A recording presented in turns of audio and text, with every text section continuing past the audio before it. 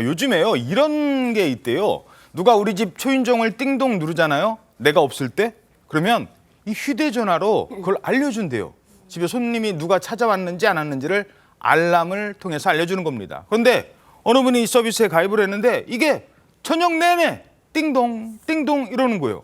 아니 집에 얼마나 사람도 없고, 그리고 예를 들어서 집에 올 정도의 사람이고 초인종을 누를 정도면 전화하면 되잖아요. 근데 전화는 없어요.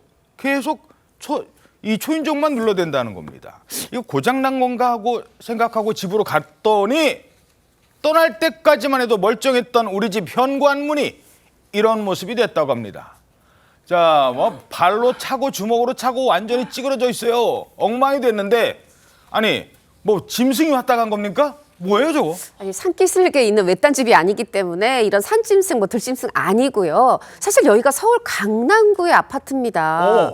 네, 이 이제 6일 오후 5시쯤에 말씀하신 대로 휴대전화 알림, 그 앱으로 알림이 온 거예요. 집에서 누가 초인종을 누르고 있다. 근데 뭐 누가 뭐 예를 들어서 택배 아저씨가 누르고 갈 수도 있고. 그렇겠죠? 근데 이게 꾸준히 계속해서 밤 10시까지 계속이 됐다는 거죠. 이상한 일이다 했는데 사실 이 집주인은 여행을 가고 없는 상황이라 바로 집으로 돌아와 볼 수가 없었어요. 그리고 이틀 뒤에 8일 날 집에 드디어 돌아왔는데 지금 저 현관문을 봤을 때 얼마나 놀랐을까요? 그러니까. 둔기로 내려친 듯이 대문이, 현관문이 찌그러져 있고, 특히 초인종 부분이나 이 도어락 부분은 날카로운 물걸로 긁은 듯하게 이렇게 엉망이 돼 있는 겁니다.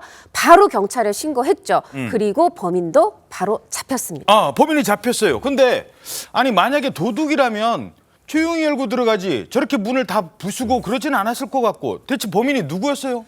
집주인하고 뭔가 굉장히 악연이 있거나 이럴 것 같죠. 예. 근데 범인이 잡혔는데 60대 남성이었는데요. 예. 집주인을 전혀 모르는 사람이었다고 합니다. 예? 모르는 사람이 그랬어요? 근데 이유가 뭐냐? 예. 이 집이 아니었네. 예? 그러니까 자기가 찾던 집이 아니었던 겁니다. 남의 집 엉뚱한 집 간 거예요 지금? 뭐, 그럼 초인종 눌러보고 뭐 이게 안에서 안 나오면 자기가 그 지인한테 자기가 원래 가려고 했던 그 사람에게 연락을 해보든지.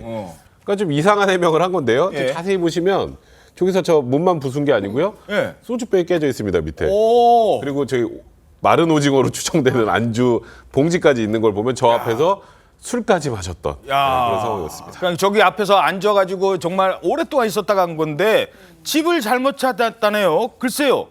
그렇다고 집주인이 문을 안 열어준다고 남의 집 현관문을 부숴요?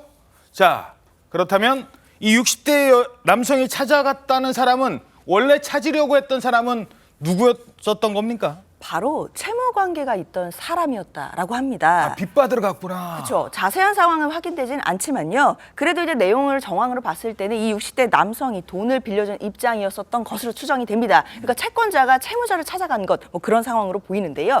경찰에 따르면 채무 관계가 있는 사람이 저 집에 살고 있다라고 오해를 해서 범행을 저지른 것으로 그렇게 파악이 되고 있다고 그러니까 합니다. 일부러 문 안 열어준다고 생각하고 더 저렇게 한 거군요. 일단 경찰은요, 재물손괴, 당연히 재물손괴 됩니다. 재물손괴 혐의로 입건해서 조사 중이라고 하는데요.